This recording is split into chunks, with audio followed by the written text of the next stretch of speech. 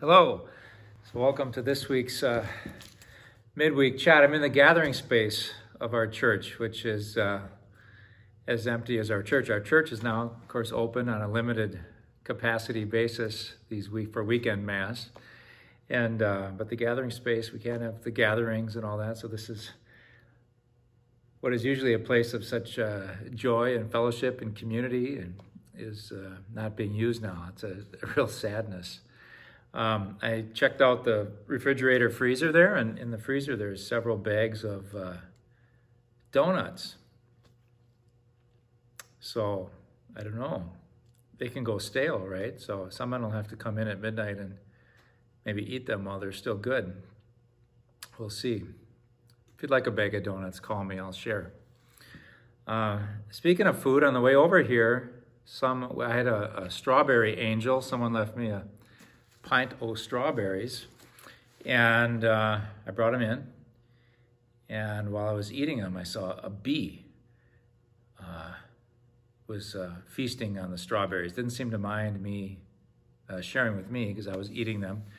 But I thought, well, I don't want to be in the house, so I carried the pint outside to the porch and tried to get the bee to go, and the bee would not go. The bee was enjoying the sweet strawberry nectar, and I was like, oh gosh. So these dilemmas, so I basically took the stem of the berry on which it was, and I shook it a little bit, and it went on the side, and then I don't know, I just did one of these, and it flew off and actually fell onto the driveway. I think it's doing okay, but man, it was just clinging for life, and I'm just imagining the incredible loss that it felt. It probably thought it had died and gone to heaven, just being able to suck on this ripe strawberry and it being ripped from its jaws, not knowing that there's this whole world of blue sky and plants and more berries to be seen that await it. So hey, I want to congratulate Father Tom Lindner. He's a friend of mine. He's in Wausau now. He's a friend of a lot of people in Eau Claire. He was a newsman in Eau Claire with the Leader Telegram before he was ordained a priest in 1995. He celebrated last Wednesday his 25th anniversary of his ordination. So I wanted just to say congratulations to him. Really, it's only because of him that I'm even having this chat now. So if you've enjoyed these chats at all over the weeks, you can thank Father Lindner. I saw him do it right when COVID was starting, and I thought that's a pretty good idea. And if any of you have been participating in our virtual retreat with Father Mark Thibodeau, the Ignatian 30-day retreat, we wouldn't be doing that except for Father Lindner. I saw he was doing that at his parish, and so I copied that too. So we have a lot to be thankful for that he was ordained 25 years ago. So. Otherwise, kind of some heavy things to talk about, at least from my perspective. Not easy to put all these thoughts together today. Maybe a quick update on virus stuff in the parish. So it's clear in our country that the people may be tired of the virus, but the virus is not tired of us.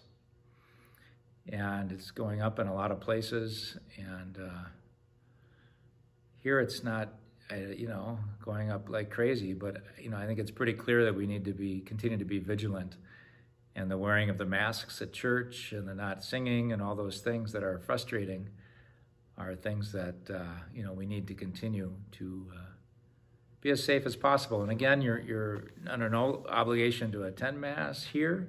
We're offering it on the YouTube, and I think that's being enjoyed by a lot of people, and so I'm glad for that. Talked to someone today, and she said, I just want to get back to church, but I don't feel safe. And I'm like, yeah, I get it. I said, it's on YouTube. And she said, oh, I don't like that. And I'm like, okay, all right. So different people, relate to different things. But, well, some people are frustrated that there's not singing, or they have to wear masks. Other people, we've gotten letters like, you're really doing this right, and we really feel safe coming to your church. And so, there's that voice too that needs to be heard, right? So Barbara Burr is real sick. She's on maybe the last days of her life. I was over there this morning. Jerry's wife, Barbara, they live on West Cameron. So keep her and her a coming passage from this life to the next in prayers. I talked to her.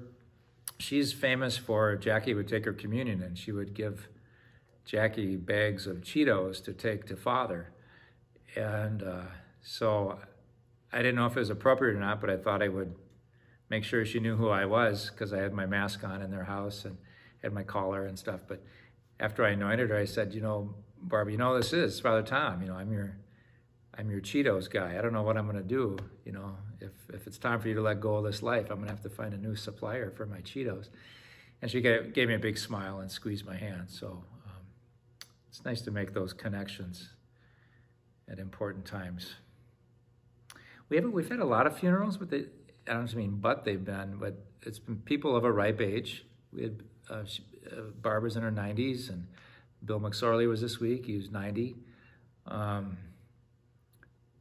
We haven't had a young person's funeral in a long time, which doesn't mean that that's not happening in our world. I was called to the hospital today, and there is a young man in his 20s named Angel who was on his way driving to a party in honor of his child still in the mother's womb, like a baby shower, and he's in really, really rough shape.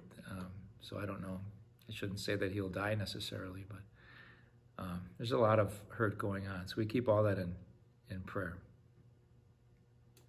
So I want to talk about a couple things that I want to also address racism, as I've done, as things I'm picking up and learning as I try to educate myself and just pass on to you. But also, I think many of you are aware that a priest of the diocese was charged with sexual assault of a minor a week and a half ago, and not so far from Eau Claire. The offenses took place in Chippewa Falls. He was an associate pastor, but he was chaplain to the McDonald Catholic High School. And over the series of a year, violated boundaries with a sophomore girl. And so when the diocese found out about that, they immediately removed him from his ministry. He had been most recently, he's living in Viroqua, down by La Crosse. And it's of course, we grieve the damage that was surely done to the girl. And we pray for her, of course, and for the priest offender as well. What it just seems like what's especially hard about this is, what can you do? I mean, what are we going to do to prevent this? It's like he had the psychological testing in the seminary. He had 4 background checks, and still it happens.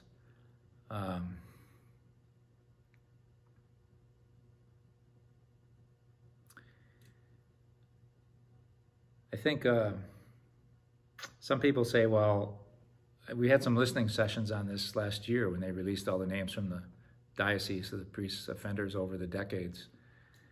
And actually it was before that. It's when the Pennsylvania grand jury announced all the offenses there. It's just like very heavy stuff. And a lot of people say, well, just change the celibacy rule. The priests can't get married.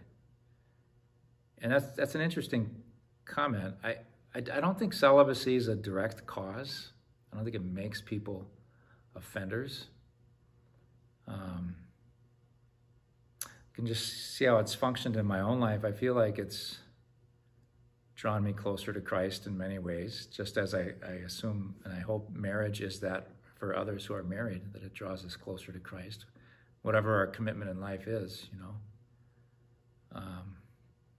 At the same time, I do believe that having the celibacy requirement for Catholic priests can make the vocation of a Catholic priest attractive to people that maybe are immature sexually or just have sort of unresolved issues, aren't comfortable in their own skin as sexual persons, as we all are with that God-given gift. And so I am troubled by that, honestly.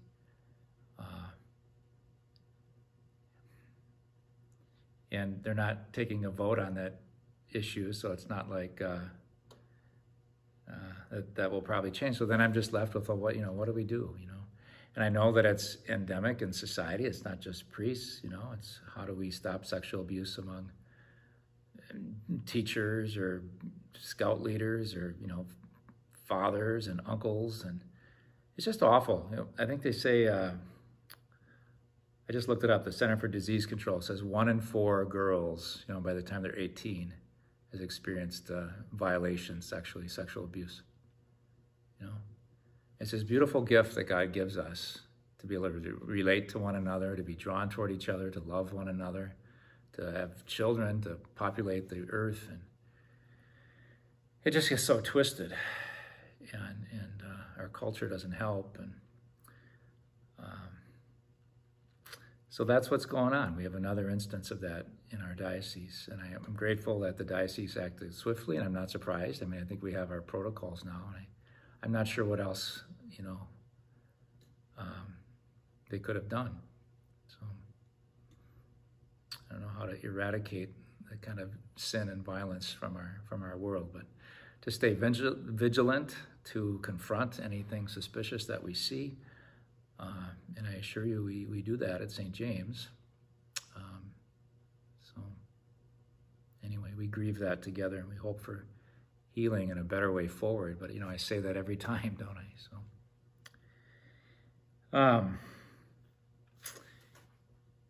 there was a priest I mentioned in the bulletin when I wrote, a British Dominican, and they asked him, with all the problems in the church, why do you stay Catholic?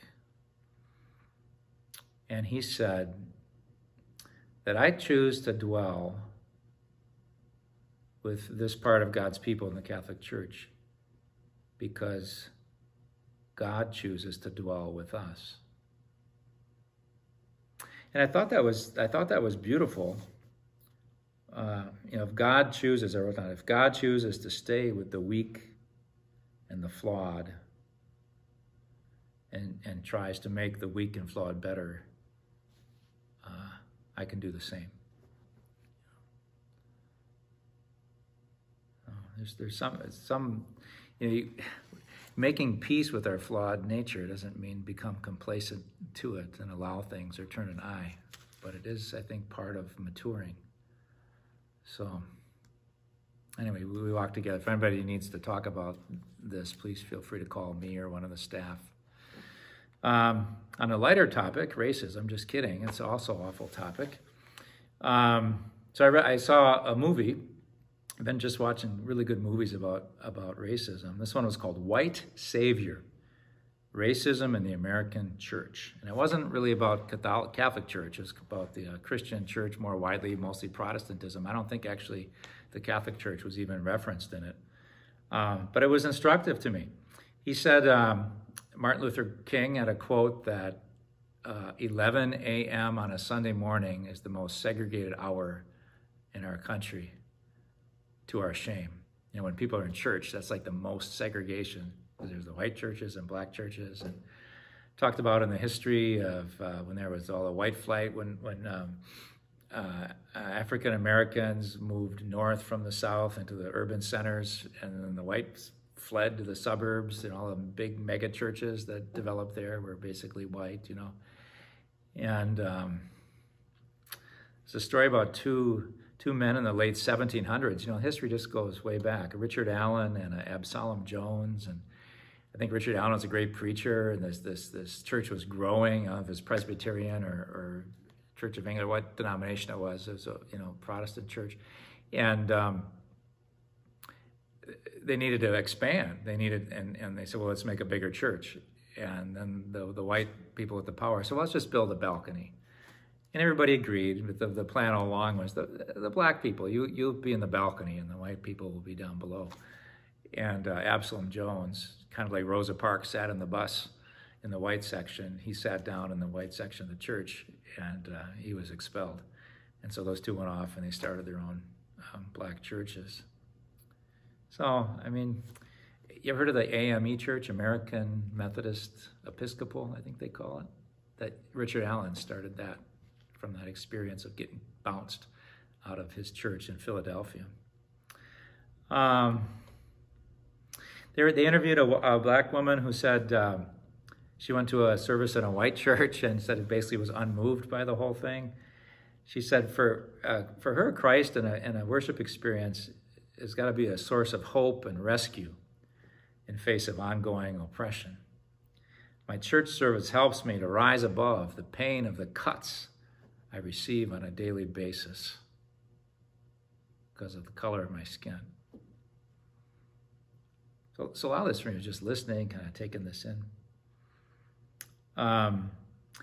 Talked about the concept of being colorblind and how for many that sounds really good on the surface, like I don't see, color, to treat everybody equally, not based on color. I'll be colorblind. And they said that's actually a terrible idea, because if you're a white person and you say you're colorblind, you're basically making everyone else in your image. You're putting your reality onto everybody. You're not acknowledging that I am a person of color and I have the experience of racism in my history, of being the victim of it.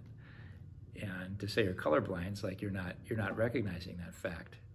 I never thought of that idea. It makes perfect sense when you hear someone say it, but she summed it up by saying, if you say you're colorblind, you're basically saying you see me as white, and I'm not white. Makes sense, doesn't it? They talk about reconciliation, and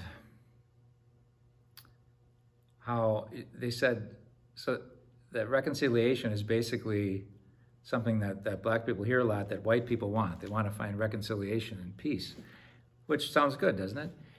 And anyway, one man was commenting and said, well, that's it's a nice idea to get along in peace, but it's basically your desire to feel good about the way things are. And he said, I haven't felt good about the way things are for 402 years, ever since there was slavery, And so he kind of was saying what Father Massengale said in last week's chat. I referred to this column that Father Massengale wrote. And he said, feel embarrassed, feel bad about the history. It's not like you're personally responsible, but we're part of a history that if you're watching this and you have white skin, you've probably benefited from materially, though not spiritually, But he was like, we need to learn to lament and build up from nothing and grieve the past, grieve injustice, and there's no real quick fix to it.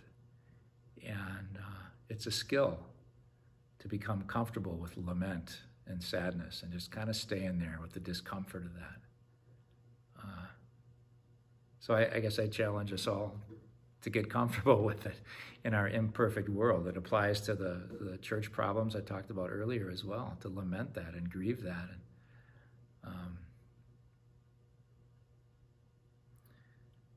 I wish our problems were quicker fixes and we could right all wrongs tomorrow. But it's worth asking ourselves, even though I can't right it all tomorrow, how am I working toward a better day? How are things going to be better? Because I'm given life. What am I going to do with it? And the Father Massengale and the fellow who talked here said, well, one step is just to learn how to grieve it, to not get defensive. So I was gonna close with the "Lead Me, Guide Me," and I didn't bring the lyric with me, and I don't want to record this because it's already re-record this because it's already too long. But maybe I'll just do the refrain. I know the refrain. So this is it's an African American hymnal that we used in the seminary.